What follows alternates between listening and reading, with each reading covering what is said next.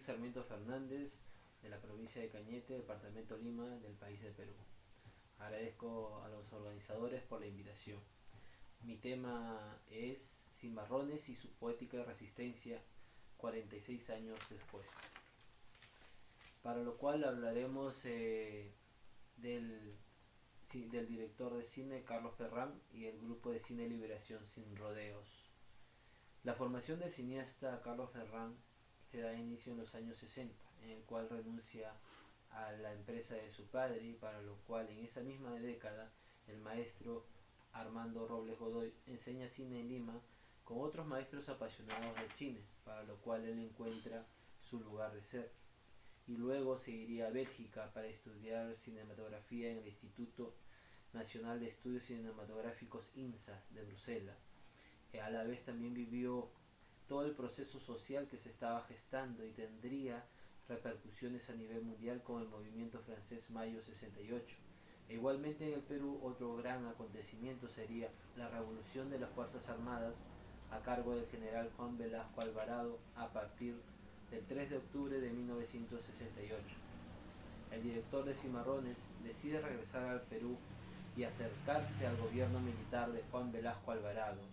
E igualmente varios intelectuales del mundo, de la literatura, del arte, de las ciencias sociales, decidieron unirse porque ya el país venía siendo de muchos años un estado oligárquico, ¿no? Y a la vez, a pesar que los miembros del gobierno revolucionario de las Fuerzas Armadas no entendía que era un cineasta, decide contratar a Carlos Ferrán y sea parte del equipo de la Dirección de Promoción y Difusión de la Reforma Agraria.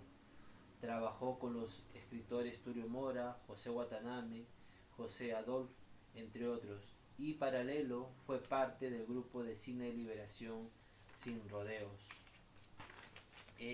Hablarle también de la agrupación de cine Liberación Sin Rodeos, que fue creado en paralelo al trabajo que venía realizando para la reforma agraria. Ellos formaron esta agrupación que era de tendencia izquierdista, hicieron varios trabajos audiovisuales entre 1970 al 75 para el gobierno militar de Juan Velasco Alvarado, sin convertirse en un ente propagandista de ellos, sino tenían toda la confianza y libertad de ir a la búsqueda de diversas inquietudes, como lo comenta Pedro Neira en 2018 en el Festival de Cine de Lima, donde nos habla de una reunión que tuvieron con los militares para pactar el sueldo. Como él nos lo dice, como el monto era elevado a lo que se ganaba en esa época, tenía que firmar el presidente de la República. Se le hizo un contrato a Carlos Ferrán preguntándole cuál es su profesión, y respondió el líder de la agrupación, cineasta. Dice que entre ellos se miraron y se respondieron, ¿qué cosa?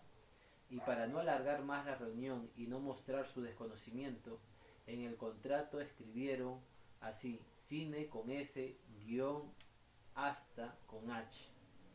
Tenían ese grado de confianza, igualmente de contradicción, por algunos miembros del gobierno militar de Juan Velasco Alvarado, trabajando hasta el año de 1975.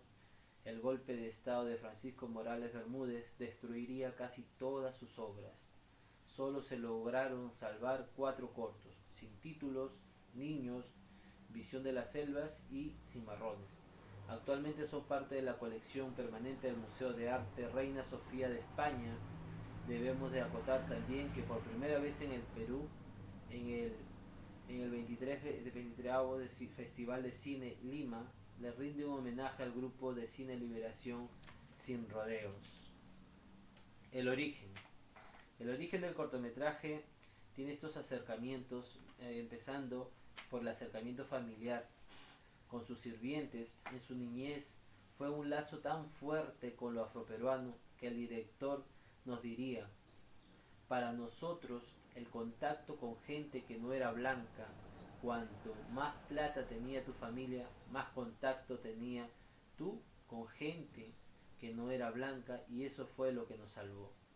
Este segundo acercamiento más visceral se da entre los 8 a los 9 años de edad, cuando sus veranos la pasaba en la playa de Ujama, que pertenece a un distrito que denominado Mala de la provincia de Cañete.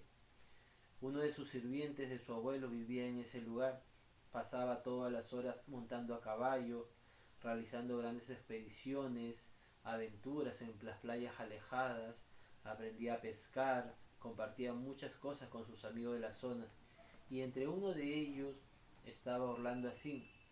Su madre y el padre de Carlos lo conocían desde chicos porque la señora trabajó en la casa de su abuelo. Este tercer acercamiento también tendría con el escritor afroperuano Enrique Verástegui, fundador del movimiento Hora Cero. El creador cañetano le sugiere que haga una película sobre los cimarrones. Carlos Ferrán le responde: ¿qué cosas son los cimarrones? Él nos comenta que en 5 minutos le explicó que le pareció muy interesante que esa parte de la herencia africana en el Perú encerrara aventuras, expediciones, asalto a las caravanas, entre otros, introduciendo y atrapándolo en ese tiempo, dando una mirada retrospectiva con la cultura afroperuana de Cañete. Le regresaron todas las imágenes que contábamos sobre ese espacio geográfico de su niñez.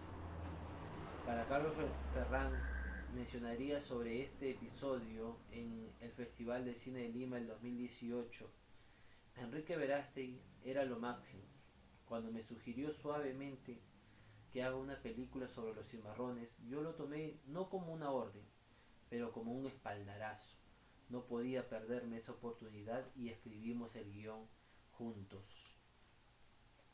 Para reconstruyendo el film, este trabajo audiovisual con bajo presupuesto solo tenía 2 latas de celuloide, autogestionado por el director.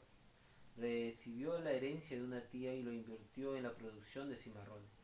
La investigación para realizar el guión del cortometraje lo hizo con Enrique Verástegui en el Archivo General de la Nación, acompañado de Luciano Correa, quien fue contratado para la transcripción de los documentos antiguos, que se inició a finales de enero y o principios de febrero, una duración aproximada entre 3 semanas a un mes del año 1975. Es lo que más se acerca a las diferentes entrevistas realizadas aparte de los integrantes que conformaron el cortometraje de Cimarrones, ¿no? La cinta es de 35 milímetros en blanco y negro, con la mayor participación de la población afroperuana de Cañete y Chincha. Hicieron su primer estudio de trabajo en un local cercano a la antigua Casa Hacienda del centro poblado de Herbay Alto, que se ubica en el distrito de San Vicente de Cañete. Desde ahí se desplazaba en caballos para las diferentes filmaciones que se hacían alrededor de la zona poblada, y el segundo estudio de trabajo fue dentro del Palenque, ubicado en el anexo San Carlos del centro poblado de Herbay Alto, que habían construido para la escenificación del cortometraje. Ahí mismo dormían, tenían un comedor y una cocina. Fue una decisión tomada por todos ellos, criterio que marcó y selló las relaciones de trabajo entre el equipo de especialistas y los actores, ¿no? Durmiendo uno al lado de otro, es lo que nos comentaría el asistente de dirección, el maestro César Pérez. La reconstrucción del film la podemos analizar también en 4 partes: narrador, personaje, espacio, geográfico y musicalización. La primera parte, el cortometraje inicia con la presencia de un narrador afrodescendiente que nos brinda toda la información histórica como primera imagen en movimiento. Veremos planos de detalles, enfoques en los mapas y los documentos donde fue extraído la información histórica para la realización del guión. El director aprovecha muy bien las filmaciones hechas exclusivamente en el Archivo General de la Nación, donde nos muestran los folios utilizados para la realización de este trabajo audiovisual, a la vez que advierte al público que verán la recreación de un hecho histórico sucedido en 1808 en el Valle de Cañete. El narrador, luego de dar la información histórica como lo detallamos líneas arriba, acompañará a lo largo de todo el proceso audiovisual, solo con su voz en off y dando una pausa en la parte neurálgica del cortometraje. Allí escucharemos las voces de los personajes principales. Igualmente también debemos de remarcar que el escenario del narrador fue construido por el equipo de la dirección artística de la National Film Board de Canadá para unirlos a la filmación hechas en el Perú. La segunda parte son las personas que fueron seleccionadas para representar a los diferentes personajes de cortometrajes cimarrones que fueron personas afrodescendientes elegidas tanto de la población de la provincia de Cañete como de Chincha, siendo estas dos cunas representativas del país en las cuales la única persona era un actor era el señor Enrique Victoria. Lo demás en realidad eran personas que nunca en su vida habían sido parte de un trabajo audiovisual, ¿no? Y en su vida tampoco habían visto o asistido a un cine, ¿no? Y luego en el tiempo, nos, como va en los siguientes años, estas personas en sí eran representantes de las comunidades, ¿no? Que también guardaban con parte de su manifestación y que en muchos eventos resaltarían años más tarde, ¿no? Sin tampoco enterarse que se llegó a realizar este cortometraje. La tercera parte, los espacios geográficos que aparecen en el cortometraje pertenecen al distrito de San Vicente de Cañete. Se desarrollaron a la altura del río Cañete, exactamente en el centro poblado de Herbay Alto. Fueron bastante respetuosos con las indicaciones históricas que se les alcanzó para poder reconstruir ese episodio de la herencia africana en el Perú, a lo cual el mismo Enrique Verástegui acompañó para la selección de todos estos lugares. Y en la cuarta parte es la musicalización del cortometraje que estuvo a cargo del compositor y músico afroperuano Carlos Jaire, ¿no? Un músico respetado y uno de los más importantes que tiene el país, quien fue convocado por Carlos Ferrán y realizó la banda sonora exactamente para la película tal y cual como la había explicado. Lo podemos observar en cada escena el buen tratamiento sonoro que había realizado. Para la parte del corazón y el pulmón del fin, a partir de aquí observaremos la travesía de Carlos Ferrán con la cinta de su cortometraje Cimarrones. 7 años de peripecia fue el tiempo que le tomó en poder producir el film. Luego de haber terminado todo el trabajo audiovisual con su equipo en los espacios geográficos de la provincia de Cañete, el cineasta, debemos de recordar que Cimarrones es de su autoría y no del Grupo de Liberación Sin Rodeos, menos como parte del trabajo que realizó con el gobierno de Juan Velasco Alvarado. Fue autogestionado con recursos propios y en la cual se dirige a la ciudad de Lima para realizar el desarrollo de la cinta en el laboratorio Caicho, ¿no? Luego de llevar el proceso de desarrollo de la película en el laboratorio Caicho, Carlos Ferrán y la agrupación Cine culminarían y difundirían en los diferentes cines de Lima la película que hiciera para los no alienados en 1975. Fue aprobada por el gobierno de turno, pero luego ellos se enteraron que habían comenzado a retirarlos horas antes del golpe de Estado por parte del general Francisco Morales Bermúdez, que para entonces ya había militares que no comulgaban con su trabajo audiovisual y los etiquetaban como velasquistas. Luego fueron llamados por la oficina de la OSI, donde ellos, dentro de la oficina, aprovechan el descuido de los militares y llegan a observar uno de los integrantes de la agrupación de cine un archivo de documentos que decía Liberación Sin Rodeos. Allí estaba todo lo que habían hecho, entre ellos su foto, todo un informe de seguridad de alguien. Carlos Ferrán recuerda que alguien les había dicho que se fueran del país por 1, 2 o 3 años hasta que las cosas pasaran y se olvidaran, porque existía la amenaza de no darles ni una clase de trabajo, también boicotearlos en sus proyectos y ahogarlos profesionalmente.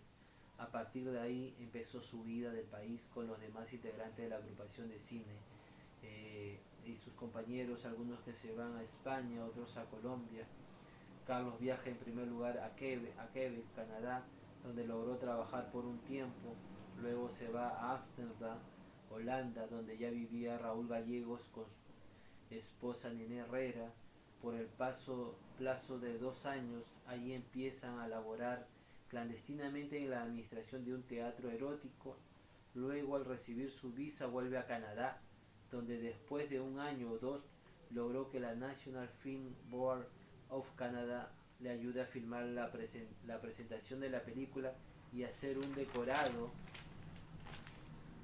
como si estuviera en el Perú, pero en inglés y en francés, porque ahí no hablaban español, y hacer el montaje con personas del lugar y poner la banda sonora del músico afroperuano Carlos Jaire.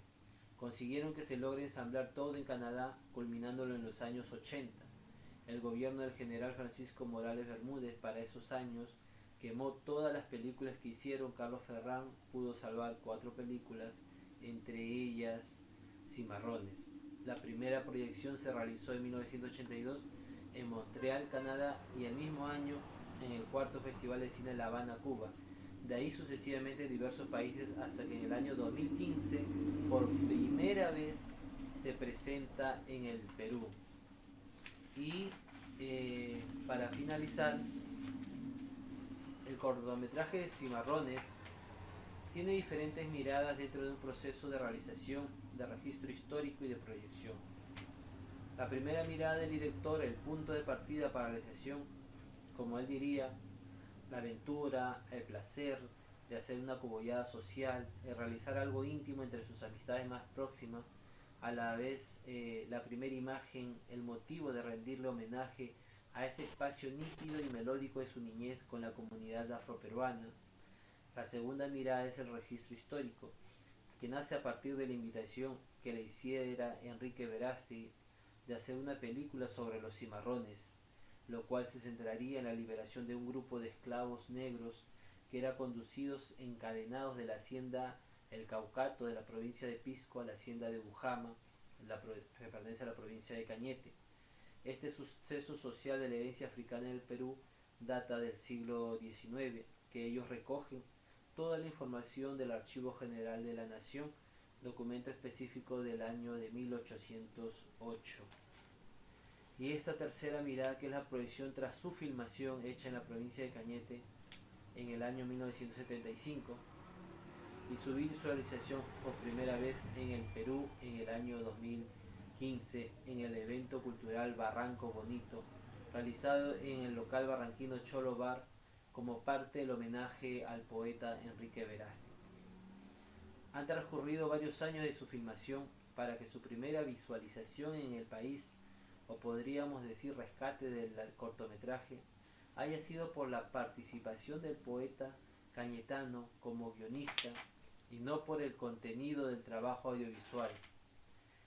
Solo queda un silencio a pesar que la trama de Cimarrones engloba el cortometraje de Carlos Ferrán. Es un tema tan importante dentro de la cultura afroperuana y que no ha tenido resonancia en los años 80, 90 y 2000. Ese es nuestro interrogante, a pesar que existen organizaciones, ONGs, diferentes instituciones vinculadas al tema de la discriminación y el racismo, y sin embargo que pase desapercibido este cortometraje que no solamente es un registro de todo nuestro pasado, porque fue el guión realizado a través de unos documentos de sucesos de 1808 y que se haya llevado tal y cual como tanto desde los espacios geográficos y desde la transcripción que se hiciera, ¿no? Porque a pesar que el cortometraje recién aparece en el año 1982, pudo terminarse en Canadá y fue difundido ese mismo año en los medios locales en donde radicaba el director, y en el Perú fue dedicado una página completa en el diario Marca en el mismo año 1982. Igualmente fue presentado ese mismo año en el cuarto Festival de Cine de La Habana, Cuba, ¿no? Nos nace este interrogante: ¿qué pasó? ¿Qué sucedió? ¿Por qué no se dio a conocer? ¿Por qué desde el 82 recién por primera vez en el 2015 se da a conocer este cortometraje como homenaje al poeta Enrique Verástegui por haber hecho el guión, pero no por el contenido, ¿no?